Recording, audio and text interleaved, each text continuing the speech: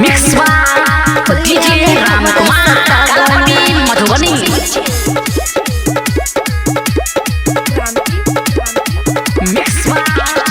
छोरा न छोरा हाथ छोरा ना होलिया में हमारा सतावना, होलिया में हमारा सतावना।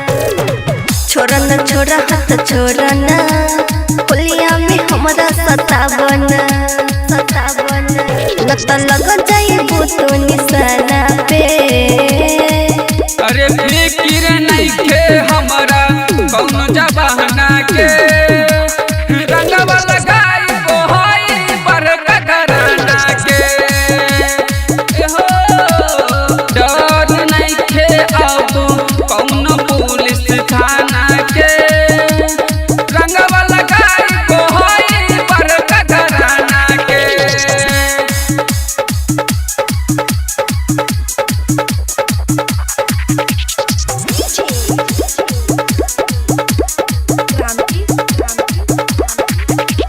पीछा न करो भाई से डर न हो जाए कोनो मजरा हो। कानक के बाली तोर होठे लाली घायल करे तोर गजरा हो, घायल करे तोर गजरा हो। पीछा न करो भाई से डर न हो जाए कोनो मजरा हो। कानक के बाली तोर होठे लाली घायल करे तोर गजरा हो। नहीं फंसी चिड़ैया कोई दाना से। अरे फिकिर नहीं खे हमारा कौन जबाना के रंगवा लगाई वो होई बरका घराना के हो।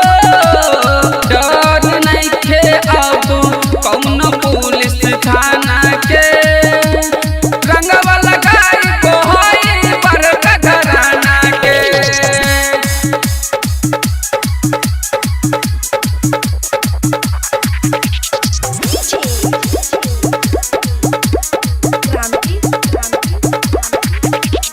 जानो से जइबा ये हो बाबू तू छुबो जज हमके हो।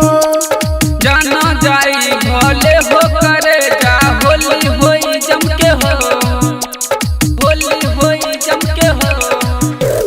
जानो से जइबा ये हो बाबू मिक्स तू छुबो जज डीजे रामकुमार कालापट्टी जाना मधुबनी। जाई भले हो करे जा होली होई जम के हो। कैसे समझाई पागल दीवाना के। अरे फिकिर नहीं खे हमारा कौन जबाना